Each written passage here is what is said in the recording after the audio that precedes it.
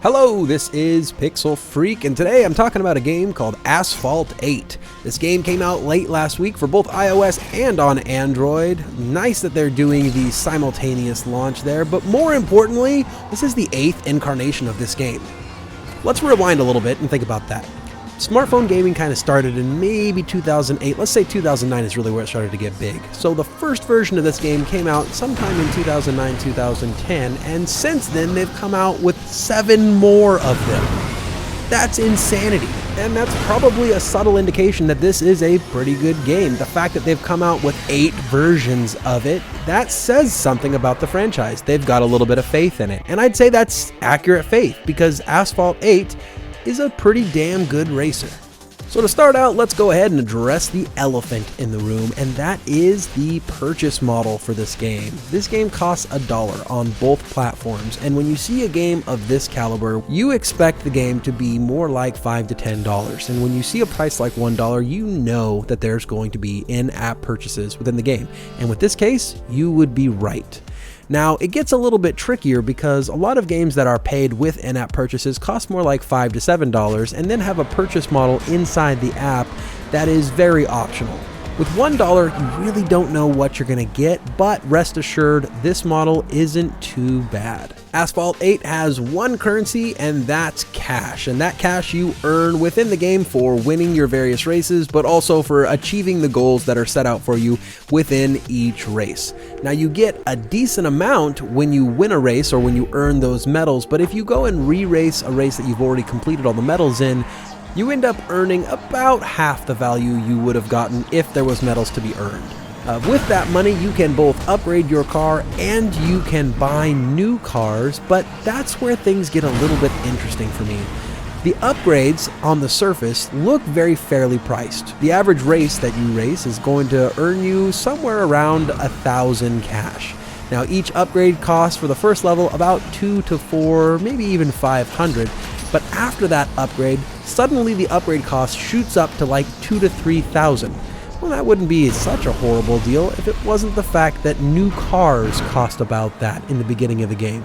So you end up with a dilemma in the very beginning of the game where it makes way more sense to just buy new cars than it does to upgrade them very far. This means, at least in the beginning of the game, you won't be upgrading cars, you'll just be buying new ones until the prices finally reach equilibrium.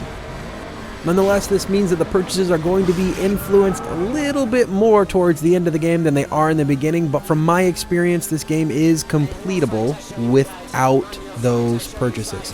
And I can't stress that enough because this game might look like one of those freemium games on the surface. This is not like that. This might not have the best model in the world because Gameloft seems to be experimenting here, but this is a pretty fair model. You can beat the game without making any more than a $1 purchase.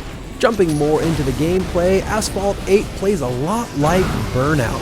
At least it does the old Burnout versions. There is a mixture of modes in this game that is both racing and various miscellaneous crash-up type levels. For instance, there's one called Infected, where the last place driver gets infected with a virus, but then gets infinite nitro, and every person that they tag to infect as well, they get a timer addition. And if their timer ever runs out, they actually blow up, or they wreck and then have to restart, not necessarily from the beginning, but where they wreck. There are a number of other race modes, but generally speaking, each different race has a total of 5 stars that you can earn throughout the level. 3 of them are generally first, second, and third place. If you get first place, you get 3 stars, second place gets 2 stars, and so on.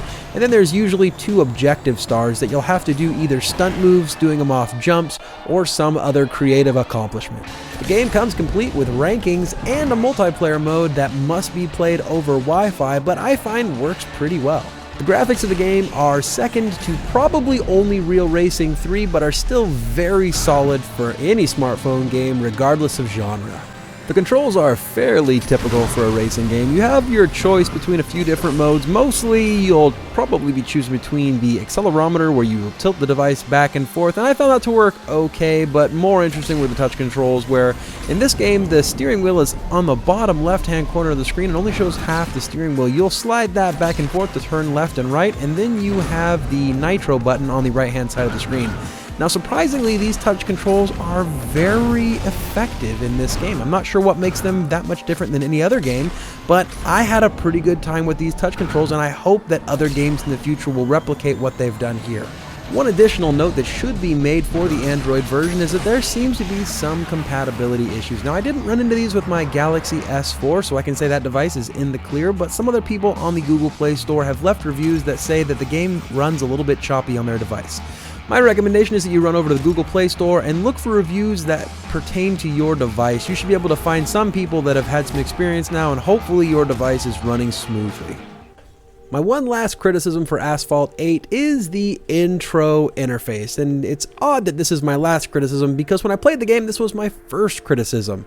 That menu is a mess. For some odd reason, they decided that they would try to find which different buttons you would have to hit to proceed in the game and make them the most obscure buttons in the screen. I'm not sure exactly what they were doing there, because normally I would say, oh, it's because they're pushing advertising in your face and they're trying to make you buy currency, but those buttons are just as obtuse as the other ones. Overall, my experience with Asphalt 8 was very strong. I was pretty happy with this game, especially because it only costs $1. I've dumped multiple hours into this game already, and I really don't feel inclined to have to spend any money on it yet. So you take all that, you smash it together, you put it in the machine, and out pops Asphalt 8 with a Pixel Freak score of 89 pixels out of 100. Make sure to like this video, subscribe to the channel, and until next time, this has been Pixel Freak.